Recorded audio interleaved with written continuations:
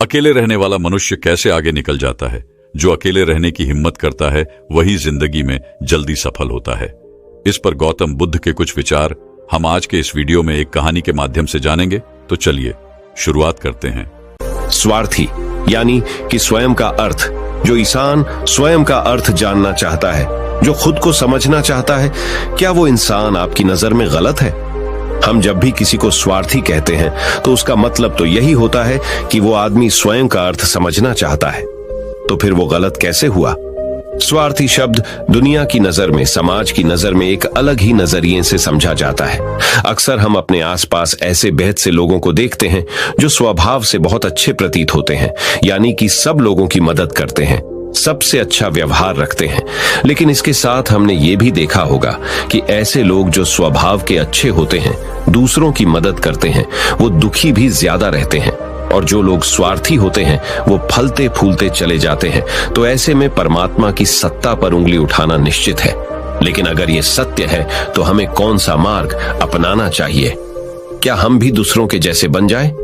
पता नहीं आप में से कितने लोग ये मानते हैं कि अच्छे लोग जीवन में बहुत दुखी रहते हैं, लेकिन इसके पीछे का सत्य क्या है?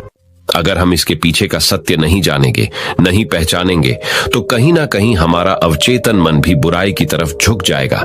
इसीलिए अपने मन में ऐसे विचार पनपने से पहले इस बात की पूरी सच्चाई, पूरा निष्कर्ष निकाल लें, ताकि भविष्य में आपको अपने अच्छे होने पे पश्चाताप ना हो, दुख ना हो। आज की जो बौद्ध कहानी मैं आपको सुनाने वाला हूं, उसमें आपको 5 ऐसे तरीके पता चलेंगे जिसके माध्यम से अगर आप कर्म करते हैं तो आप अच्छे कर्म भी कर पाएंगे और दुखी भी नहीं होंगे। एक गांव में आनंद नाम का एक युवक रहता था। उसका भरा पूरा परिवार था। उसके 2 बच्चे थे, उसकी पत्नी थी, लेकिन उसके माता पिता इस दुनिया से चल बसे थे। इसीलिए पूरे परिवार की जिम्मेदारी उसी के कंधों पर थी। बच्चे अपनी पढ़ाई करते थे और उसकी पत्नी अपने घर गृहस्थी के कामों के साथ गाय, भैंस, बकरी इत्यादि का दूध बेचकर अपना घर चलाती थी और आनंद पहाड़ में पत्थर तोड़ने का काम करता था। बहुत ही मेहनत भरा काम था। पूरे दिन काम करता तो रात को थक कर घर पर वापस लौटता। लेकिन इतनी मेहनत करने के बाद भी अगर आनंद को गांव का कोई भी आदमी मदद के लिए बुलाता तो आनंद कभी भी मना नहीं करता था। उसके जीवन का एक ही सिद्धांत था, अगर मैं दूसरों की मदद करूंगा तो परमात्मा मेरा साथ देंगे, परमात्मा मेरे साथ कुछ बुरा नहीं होने देंगे। आनंद अपने इस सिद्धांत का पालन बहुत ही कड़ाई के साथ करता था। वह इस सिद्धांत पर इतना विश्वास करता था कि अगर कोई बाहर का आदमी उससे मदद मांग ले तो वो अपने घर का काम भी अधूरा छोड़कर उस आदमी की मदद करने के लिए पहुंच जाता था, जिसकी वजह से उसकी पत्नी बहुत परेशान रहती थी। वो अक्सर आनंद को समझाने की कोशिश करती थी कि सबसे पहले अपना काम, अपने परिवार को देखो। 2 बच्चे हैं हमारे और फिर भी तुम दूसरों के काम करने में लगे रहते हो। अरे अपने घर को तो संभालो। अपना घर संभाल नहीं रहा, दूसरों की मदद करने चले हैं। और जब ऐसी ऐसी बातें आनंद के कानों में पड़ती तो उसके हृदय में कांटा चुभने लगता था और उन दोनों में लड़ाई झगड़ा शुरू हो जाता था। अक्सर उनके लड़ाई झगड़े का यही सबसे बड़ा कारण होता था। लेकिन ना तो आनंद अपने आप को बदल पाया और ना ही उसकी पत्नी ने उसको समझाना कभी बंद किया। इसी वजह से आए दिन उनके घर में क्लेश होता रहता था। जहां तक उस गांव वालों की बात थी तो वो आनंद के स्वभाव को जानते थे और वो जानबूझकर जो काम आसान भी होता था, जो उनके सामर्थ्य में भी होता था, उस काम के लिए भी वो आनंद को बुलाते थे ताकि उन्हें कम मेहनत करनी पड़े। कहने का अर्थ ये है कि गांव वाले आनंद की इस शिष्टाचार का फायदा उठाते थे, लाभ उठाते थे और सब पीछे से उसका मजाक उड़ाते थे, उसे बेवकूफ कहते थे। ऐसे ही समय भी तरह और एक दिन आनंद की पत्नी बहुत ज्यादा बीमार पड़ गई। आनंद से जो कुछ भी सेवा हो सकती थी उसने वो सब अपनी पत्नी के लिए किया। उसने गांव के वैद्य को बुलाकर अपनी पत्नी की जांच करवाई, लेकिन ये रोग उस वैद्य की पकड़ के बाहर था। इसीलिए उस वैद्य ने कहा कि तुम अपनी पत्नी को नगर में जाकर किसी बड़े वैद्य को दिखाओ तो तुम्हारी पत्नी की जान बच सकती है। जल्द से जल्द नगर पहुंचने की व्यवस्था करो, नहीं तो तुम्हारी पत्नी के प्राण संकट में हो जाएंगे। ये सुनकर आनंद के पैरों तले जमीन फिसल गई।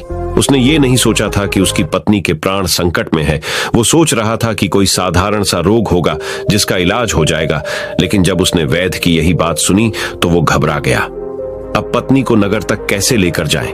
क्योंकि उसके पास इतना धन नहीं था कि वो अपनी पत्नी के लिए एक घोड़ा गाड़ी करके उसमें अपनी पत्नी को लिटाकर नगर में ले जा सके। उसकी पत्नी की हालत बिल्कुल चलने की भी नहीं थी, इसलिए उसे नगर पहुंचाने के लिए किसी घोड़ा गाड़ी की जरूरत थी। संयोग से उसके पड़ोसी धन्मू के पास एक घोड़ा गाड़ी थी। वो अक्सर व्यापार के लिए अपनी घोड़ा गाड़ी नगर में लेकर जाया करता था। इसीलिए आनंद के मन में विचार आया कि मैं धन्मू की घोड़ा गाड़ी ले सकता हूँ। मैं धन्मू की इतनी मदद करता हूँ, कभी उसके काम को नहीं टालता, तो वो तो मेरे काम को कभी मना ही नहीं कर सकता। और यही सोचकर वो घोड़ा गाड़ी लेने के लिए धन्मू के पास पहुंच जाता है। लेकिन धन्मू बहुत ही चालाक इंसान था। वो बिना किराए के अपनी घोड़ा गाड़ी अपने सगे संबंधियों के लिए भी नहीं ले जाता था, तो आनंद की तो दूर की बात रही। जब आनंद ने उससे घोड़ा गाड़ी के बारे में पूछा तो उसने ये कहकर उसका ये काम टाल दिया कि मेरे घोड़े बहुत ज्यादा बीमार हैं, वो शायद बच भी मुश्किल से पाएंगे। 5 दिनों से वो कुछ नहीं खा रहे, तो ऐसे में बेचारा घोड़ा गाड़ी लेकर कहा, नगर तक पहुंच पाएगा। हाँ, अगर तुम कुछ धन की व्यवस्था कर सकते हो तो मैं अपने एक मित्र की घोड़ा गाड़ी तुम्हारे लिए मंगवा सकता हूं। ये सुनकर आनंद परेशान और चिंतित हो गया, क्योंकि उसके पास धन तो था ही नहीं। इसका मतलब उसकी पत्नी बड़े नगर में वैद्य के पास इलाज के लिए पहुंच ही नहीं पाएगी। उलझन भरे हुए विचार लिए हुए जब आनंद वापस आ रहा तो उसने एक दिल दहलाने देने वाला दृश्य देखा। उसने देखा कि धन्मू के घोड़े, जो धन्मू के अनुसार बीमार थे और कुछ खा भी नहीं रहे थे, वहीं घोड़े गांव का ही एक युवक उसकी बाट से खोलकर बाहर ला रहा था और गाड़ी में उसको जोत रहा था। ये देखकर पहले तो आनंद को कुछ समझ में नहीं आया। उसके बाद जब आनंद ने उस युवक से पूछा तो उसने बताया कि धन्मू ने ये घोड़ा गाड़ी उसे किराए पर दी है। ये सुनकर आनंद का दिल टूट गया। उसने कभी सपने में भी नहीं सोचा था कि उसका सबसे अच्छा मित्र धन्मू उसके साथ ऐसा कर सकता है। हालांकि ये इस बात पर दुखी होने का वक्त नहीं था, इसीलिए आनंद वहां से जल्दी से लौट जाता है और गांव के ही एक सेठ के पास जाकर कुछ धन उधार लेकर धन्मू को दे देता है। धनु अपने मित्र की घोड़ा गाड़ी मंगवा देता है, जिसके बाद वो अपनी पत्नी को वैद्य के पास नगर में ले जाता है। जब उसकी पत्नी का इलाज चल रहा था तो आनंद यही सोच रहा था कि एक वो दिन था जब धन्मू की बेटी बीमार हो गई थी और धन्मू यहाँ पर नहीं था, तो मैं पूरी रात वैद्य जी के पास उसके लिए बैठा रहा था। उसकी देख रेख की थी, उसकी सेवा की थी। इतने दिनों तक धन्मू नहीं आया था, तब मैं ही उसके परिवार की देख रेख किया करता था। हाय, कैसा दुर्भाग्य है ये, जिसके लिए मैंने इतना कुछ किया। उसने एक घोड़ा गाड़ी देने से मुझे मना कर दिया, और वो भी तब जब मेरी पत्नी जिंदगी और मौत के साथ खेल रही थी। कुछ देर बाद वैद्य बाहर आकर आनंद को एक बहुत बुरी खबर देता है। वो आनंद को बताता है कि उसकी पत्नी को कर्क रोग हो चुका है और इसका कोई भी इलाज नहीं है। उसके पास कुछ समय ही शेष बचा है। ये सुनकर आनंद दुखी होकर वहीं जमीन पर बैठ गया। उसकी पूरी दुनिया उजड़ने वाली थी और उसे कोई रास्ता नजर नहीं आ रहा था। कुछ समय बाद उसकी पत्नी चल बसी और अब दोनों बच्चों की जिम्मेदारी उसके कंधों पर आ गई थी। लेकिन यहाँ पर आनंद के सारे सिद्धांत टूट चुके थे, उसके सारे भरम खत्म हो चुके थे। अब उसके दिमाग में एक ही बात थी कि अच्छा, कर्म करने से परमात्मा साथ नहीं देता, बल्कि जो बुरे लोग हैं वो लोग फलते फूलते हैं, और इस बात का मैं सबसे बड़ा गवाह हूँ। ये विचार अक्सर उसके दिमाग में चलते रहते थे और इसी वजह से उसका मन धीरे धीरे संन्यस्त हो गया, देश दुनिया से दूर हट गया। और एक दिन ऐसा भी आया जब वो अपने बच्चों को अपने रिश्तेदारों के पास छोड़कर इस देश दुनिया को त्याग कर एक सन्यासी बनने के लिए घर से निकल पड़ा। उसने गांव में किसी को कुछ नहीं बताया। किसी को नहीं पता था कि आनंद अचानक कहां गायब हो गया। सन्यास की दीक्षा लेने के लिए वो एक बौद्ध भिक्षु के पास पहुंचता है। बौद्ध भिक्षु उस समय ध्यान में बैठे हुए थे। ध्यान से बाहर आने के बाद वो बड़े ध्यान से आनंद के चेहरे को देखते हैं और उससे सन्यासी बनने का कारण पूछते हैं। इस पर आनंद उन्हें अपनी पूरी आप बीती सुना देता है और कहता है कि हे महात्मा, इस दुनिया से मुझे कुछ भी हासिल नहीं हुआ। मेरा मन इस दुनिया से विरक्त हो चुका है। जब अपने दोस्तों ने ही मेरा साथ नहीं दिया तो इस दुनिया में रहने का क्या मतलब, और इसी वजह से मैं सन्यासी बनना चाहता हूँ। ये सुनने के बाद बौद्ध भिक्षु ने उपदेश देना शुरू किया। उन्होंने कहा कि याद रखना बेटा, जीवन से विरक्त होकर सन्यासी बनना तुम्हें परम सुख तक कभी नहीं पहुंचा सकता, परमानंद तक कभी नहीं पहुंचा सकता। तुम दुनिया से आपने मन पर एक बोझ लेकर विरक्त हुए हो। तुम दुनिया से परमात्मा की खोज करने के लिए विरक्त नहीं हुए हो। इस भ्रम में कभी मत रहना तुम संसार से विरक्त हुए हो, क्योंकि संसार ने तुम्हें धोखा दिया। ऐसा तुम्हें लगता है।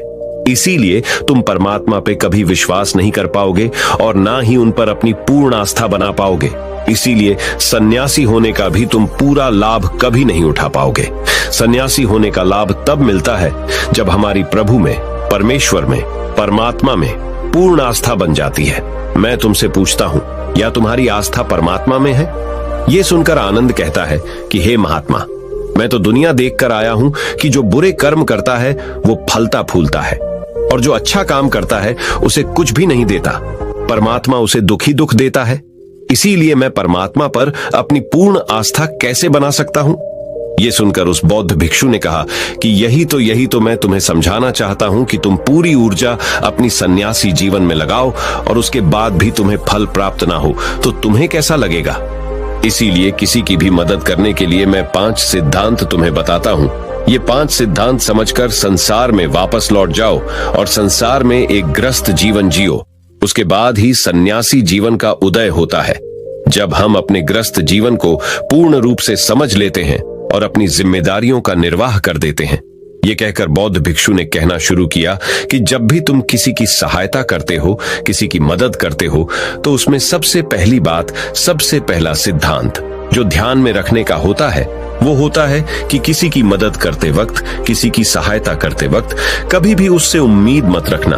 ये मत सोचना कि आज मैंने इसकी सहायता कर दी, मदद कर दी, तो कल बदले में ये भी मेरी सहायता करेगा, मेरी मदद करेगा। अगर तुम ऐसा सोचोगे तो तुम्हें जीवन में दुखों का सामना करना ही पड़ेगा, क्योंकि एक नहीं तो दूसरा, या दूसरा नहीं तो तीसरा, कोई ना कोई तुम्हारी उम्मीद जरूर तोड़ेगा। और वास्तविकता में वो मदद या वो सहायता नहीं होती, वो हमारे लालच का ही एक रूप होता है। हम उसकी सहायता या मदद निर्भर तरीके से नहीं कर रहे हैं। हमारे मन में लालच का भाव है, हमारे मन में बदले का भाव है। हम ये सोचकर मदद करते हैं कि इसकी मदद कर देता हूं तो कल ये मेरा भी मदद करेगा। और यही लालच हमें अक्सर उन लोगों की मदद करने पर विवश करता है जो किसी ना किसी रूप में धनवान होते हैं, क्योंकि हमें लगता है कि कल ये आदमी धन के द्वारा मेरी मदद कर सकता है। और इसीलिए जिस इंसान को वास्तविकता में मदद की आवश्यकता है, हो सकता है वो गरीब हो, लेकिन हमारा मन अपने लालच के वशीभूत होकर उसकी मदद कभी नहीं करेगा। इसीलिए किसी की मदद और किसी की सहायता करने के अपने विचार को विस्तार दो। केवल एक प्रकार के वर्ग के लिए अपनी सहायता या अपनी मदद पेश मत करना, उन सब के लिए समान होनी चाहिए। जरा सोचो, एक तरफ तुम्हारा मित्र हो जिसके पास धन है, संपदा है, और दूसरी तरफ कोई गरीब औरत हो जो भूखी बैठी हुई है। तुम्हारा दोस्त तुमसे कहता है कि यार आज तो खाने के लिए अच्छे अच्छे पकवान मंगवा लो बाजार से, और दूसरी तरफ वो औरत तुमसे 2 सूखी रोटी मांग रही है, तो तुम किसकी मदद करोगे? कौन मदद का हकदार सबसे पहले है? सबसे पहले हमारा कर्तव्य बनता है कि उस औरत की भूख मिटाए, लेकिन अक्सर इंसान ऐसे नहीं सोचता। वो अपने दोस्त को तो खिला देगा, उसको तो बाजार से बहुत महंगी वस्तु मंगा के दे देगा, लेकिन किसी गरीब को उसकी भूख मिटाने के लिए पैसा या धन नहीं देगा। दूसरी बात जो ख्याल में रखने की है वो ये कि सहायता करते वक्त हमारा लालच कभी भी उसके साथ नहीं जुड़ना चाहिए। अक्सर हम जब किसी की मदद करते हैं तो हमारा लालच और हमारा स्वार्थ उसके साथ जुड़ा होता है, और हम अपनी भविष्य की योजना तैयार करके उस आदमी की मदद करते हैं। हम ये सोचते हैं कि अगर मैं इसका ये काम करेगा तो भविष्य में ये आदमी मेरा वो काम पूरा कर देगा, और वो सहायता, वो मदद बिल्कुल भी परमात्मा के द्वार को नहीं खटखटाती, क्योंकि वो लालच है। आप अपने आप को धोखा देने के लिए अपने लालच को एक सहायता, एक मदद का रूप दे रहे हैं। तीसरी बात जो ख्याल रखने की है वो ये कि अपने सामर्थ्य के हिसाब से दूसरे की मदद करो।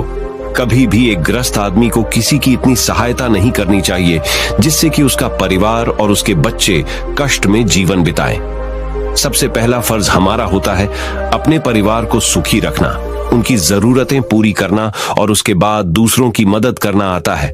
लेकिन कुछ लोग दूसरों की मदद पहले करते हैं और अपने परिवार को मदद कम देते हैं, जिससे कि परिवार में लड़ाई झगड़े आए दिन पनपते रहते हैं, और ये सब हम समाज में देखते रहते हैं अपने आसपास। अगली बात जो ख्याल में रखने की होती है वो ये कि अपना कर्म, अपनी जिम्मेदारियां पहले निभानी होती है। हम अपना कर्म, अपना काम छोड़कर पहले दूसरों की मदद करने के लिए चले जाते हैं, और जब दूसरा बदले में हमारी मदद नहीं करता तो हमारा दिल दुखी हो जाता है। हम सोचते हैं कि मैंने तो अपना काम छोड़कर उस आदमी की मदद की थी और वो आदमी मेरी मदद ही नहीं कर रहा है। इसीलिए अपना कर्म सर्वोपरि, अपना कर्म सबसे ऊपर, क्योंकि वही काम करने के लिए इस दुनिया में हमारा जन्म हुआ है। और सबसे आखिर में जो बात समझने की है वो ये कि परमात्मा की मर्जी से ही सब कुछ होता है। हमारा कर्तव्य है अपने कर्म को करते जाना। करनी धरनी तो ऊपर वाले के हाथ में है। इसीलिए जो कुछ भी होता है सब ऊपर वाले पे छोड़ दो। अगर तुम्हें कोई धोखा भी देता है तो ये समझ के चलो कि वो सब ऊपर वाले की करनी होती है। आप ये मान के चलो कि मैं करता नहीं हूं, मैं तो एक माध्यम हूं, करवाने वाला तो वो है, उसके सामने किसकी मर्जी चली। जब ये आस्था, ये विश्वास हमारे मन में पनपने लगता है तो हमारी सारी शिकायतें दूर हो जाती हैं, क्योंकि इस दुनिया में जो भी होता है अच्छे के लिए होता है, जो भी हो रहा है अच्छे के लिए हो रहा है, और जो भी होगा अच्छा ही होगा।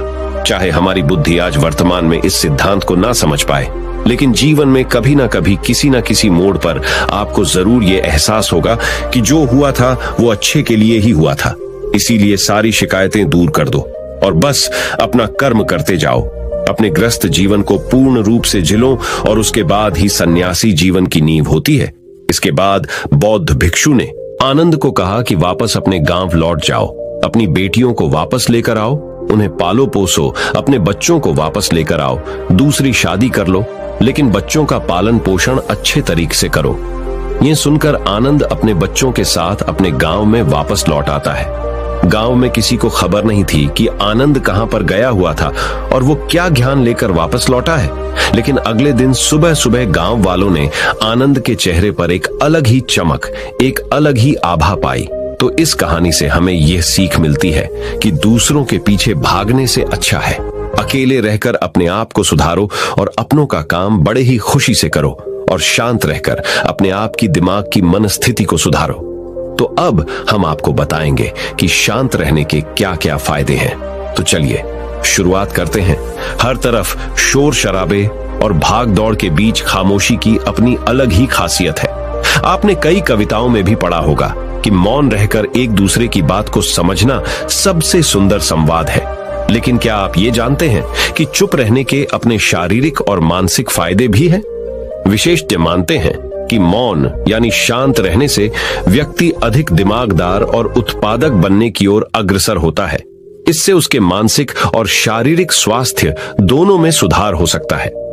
मौन धारण करने का महत्व आज हम जिस युग में जी रहे हैं उसमें टेक्नोलॉजी एक महत्वपूर्ण भूमिका निभाती है। जहां लोग एकांत की खोज में लगे रहते, वो खुद को इन्हीं टेक्नोलॉजी को कहीं गुम कर देते हैं। लेकिन मौन को मन में बैठाने की दिशा में पहला कदम यह है कि आप अपने मानसिक स्वास्थ्य को अन्य सभी पहलुओं से बढ़कर समझें और फिर उन तकनीकों को शामिल करने का सचेत प्रयास करें जो आपको मौन रहने की आत्मीय उदारता और शक्ति का अनुभव करने की अनुमति दे। गाड़ियों के बेतहाशे हॉर्न से लेकर आसपास बजने वाले म्यूजिक, ऑन डिमांड शो और लोगों की छटर-पटर से लेकर आपकी बिल्डिंग के ऊपर से उड़ते हुए हवाई जहाज की आवाज तक, हर तरफ एक घना शोर है जिसमें दूसरों की तो क्या, कभी कभी खुद की भी आवाज नहीं सुन पाते। आपके अंतर्मन की आवाज, जिसे सुनने से आपके जीवन की आधी परेशानी का समाधान मिल सकता है। वैज्ञानिक प्रमाणों के अनुसार यह हमारे स्वास्थ्य के लिए बहुत अच्छी बात है कि लेकिन शांत रहना ब्लड प्रेशर कम कर सकता है, एकाग्रता और ध्यान में सुधार ला सकता है, परेशान करने वाले विचारों को शांत कर सकता है, मस्तिष्क के विकास को बढ़ावा दे सकता है, कोर्टिसोल को कम कर सकता है, अंदर की रचनात्मकता को बढ़ावा मिलता है, अच्छी नींद को बढ़ावा मिलता है, दिमागी रूप से स्वस्थ महसूस कर सकते हैं। हालांकि यहां मौन रहने का मतलब परेशानी में भी चुप्पी साधे रहने से नहीं है, बल्कि अनावश्यक किसी भी शोर से दूर रहने और ध्वनि प्रदूषण से बचना है। मौन रहते हुए धीरे धीरे गहरी सांस लेने से और भी फायदे मिल सकते हैं। चुप रहना है अनेक समस्याओं का हल। तनाव घटाने और एकाग्रता बढ़ाने के लिए हम आपको अब 9 फायदे बनाएंगे। मेडिटेशन और ध्यान लगाना खुद को शांत करने और तनाव घटाने का एक बेहतरीन तरीका है। आपने ध्यान दिया होगा कि हर धर्म और संस्कृति में शांत और मौन रहने को महत्व दिया गया है। चाहे आप इसे धार्मिक नाम दें या जीने का एक तरीका माने, लेकिन दिन भर में कुछ समय तक शांत रहना आपके स्वास्थ्य के लिए बहुत फायदेमंद साबित होता है। कई साइकोलॉजिस्ट भी कॉन्फिडेंस बढ़ाने, कंसंट्रेशन बढ़ाने, मन की शांति और पॉजिटिव थिंकिंग के लिए कुछ मिनट मौन धारण करने की सलाह देते हैं। जब हम कुछ समय मौन या चुप रहते हैं तो हमें खुद से बात करने का मौका मिलता है। हम चिंतन मनन करते हैं, जिससे हमारा मन शांत होता है, दिमाग रिलैक्स रहता है और हमारा दिमाग नई ऊर्जा और विचारों से भरता है। चलिए आपको बताते हैं चुप या मौन रहने के 9 फायदे। पहला फायदा, दिमाग बेहतर काम करता है। एक रिसर्च के मुताबिक अगर हम दिन भर में कुछ मिनट शांत रहते हैं तो हमारा दिमाग रिचार्ज होता है और बेहतर काम करता है। इसके लिए दिन भर में सिर्फ 3 मिनट चुप रहने से शुरुआत करें। ऐसा करने से आप देखेंगे कि आपका दिमाग ठंडा तो रहता ही है, आपके व्यक्तिगत रिश्तों में भी सुधार होता है। दूसरा फायदा, तनाव वाले हार्मोन नियंत्रित होते हैं। आज के दौर में हर तरफ शोर ही शोर है। इसकी वजह से दिमाग में तनाव पैदा होना लाजमी है। ऐसे में अगर आप हर रोज कुछ देर मौन रहने की प्रैक्टिस करते हैं तो इससे आपके तनाव पैदा करने वाले हार्मोन के लेवल में कमी आती है। इससे आपका दिमाग शांत होता है, गुस्सा नियंत्रित रहता है और तनाव बढ़ाने वाले हार्मोन्स का लेवल घटता है। तीसरा फायदा, ब्रेन सेल्स बनती है। अक्सर तनाव, स्ट्रेस, एंजाइटी और लगातार बोलते रहने और शोर शराबे के चलते हमारे दिमाग की कोशिकाएं मरने लगती हैं। ऐसे में कुछ देर मौन रहने से हमारे दिमाग की सेल्स दोबारा बनती है और उनका पुनः निर्माण हमारे दिमाग की शक्ति बढ़ाता है। इससे हमारी एकाग्रता बढ़ती है और दिमाग तेज होता है। चौथा फायदा, क्रिएटिविटी बढ़ती है। जब हम दिन भर की उलझनों में उलझे रहते हैं, इस वजह से हम शांत होकर सोचने समझने की क्षमता खोने लगते हैं। इस वजह से हमारी क्रिएटिविटी खत्म होने लगती है। जब हम कुछ देर मौन रहते हैं तो हमारे दिमाग की नई नई क्रिएटिविटी उभर कर सामने आती है। हम में सोचने समझने और सुनने की क्षमता बढ़ती है और हम कुछ नया कर पाते हैं। पांचवा फायदा, परिस्थितियों का सामना बेहतर ढंग से करते हैं। एक रिसर्च में पाया गया है कि जो लोग मौन रहने की आदत डालते हैं वो मुश्किल और तनावपूर्ण परिस्थितियों से बेहतर ढंग से निकल पाने में सक्षम होते हैं। इसकी वजह यह है कि मुश्किल परिस्थिति में वो अपना आपा नहीं खोते और लॉजिक के साथ सोचने की काबिलियत रखते हैं। इस कारण वो परिस्थितियों का बेहतर सामना कर पाते हैं। छठा फायदा दिमाग के लिए है ये एक्सरसाइज। हमारे शरीर का सबसे जटिल हिस्सा दिमाग होता है। ये पूरे शरीर को चलाता है और ये हमारे सभी इमोशंस को कंट्रोल करता है। ऐसे में जरूरी है कि हम अपने दिमाग को भी व्यायाम करवाएं। जिस तरह शरीर को मजबूत बनाने के लिए शारीरिक व्यायाम जरूरी है, उसी तरह दिमाग को मजबूत बनाने के लिए उनकी ताकत बढ़ाना जरूरी है।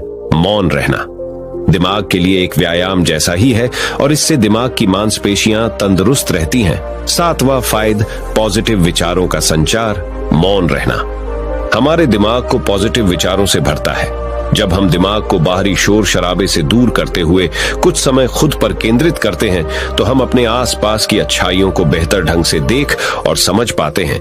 इसके साथ ही हम अपने आसपास और खुद के भीतर की अच्छाइयों को अप्रिशिएट कर पाते हैं। इसीलिए कुछ समय मौन रहते हुए खुद को समझना, अपने भीतर झांकना और अपने बारे में समझना एक बेहतरीन प्रैक्टिस है। आठवां फायदा, एक अच्छे श्रोता और समीक्षक। चुप रहना और कुछ समय तक खुद को स्थिर रखना आपको एक अच्छा श्रोता और समीक्षक बनाता है। ऐसा इसलिए क्योंकि जब आप चुप रहते हैं तो आप बोलने की बजाय अधिक से अधिक सुनते हैं और उसका विश्लेषण कर पाते हैं। इससे आप पूरे तर्क और वितर्कों को जानने के बाद सही फैसला ले पाते हैं।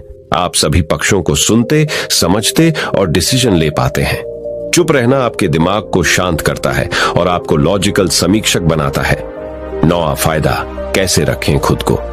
कुछ मिनटों के लिए मौन रहने के लिए लोग बहुत तरीकों का सहारा लेते हैं। कुछ भगवान के नाम का जाप करते हैं, कुछ आपके कृत्यों का विश्लेषण करते, वहीं कुछ लोग माइंडफुलनेस प्रैक्टिस अपनाते हैं। चलिए आपको बताते हैं खुद से जोड़ते हुए मौन धारण करने के कुछ आसान तरीके।